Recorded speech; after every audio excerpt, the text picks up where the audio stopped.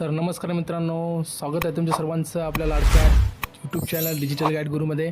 तर लाडके बहीणचा जो काही पहिला हप्ता आहे तो 7 मार्चला सर्व महिलांच्या बँक खात्यामध्ये जमा झालेला आहे आणि दुसरा जो काही हप्ता आहे तो त्यांनी सांगितल्याप्रमाणे 13 तारखेपर्यंत दोन्हीही महिन्याचे हप्ते तुमच्या बँक खात्यात जमा होणार आहेत अशी सूचना दिली होती। तर दुसरा जो काही हप्ता आहे तो आता 12 तारीख म्हणजे आज संध्याकाळी 5 वाजेपासून पडायला सुरुवात होणार आहे।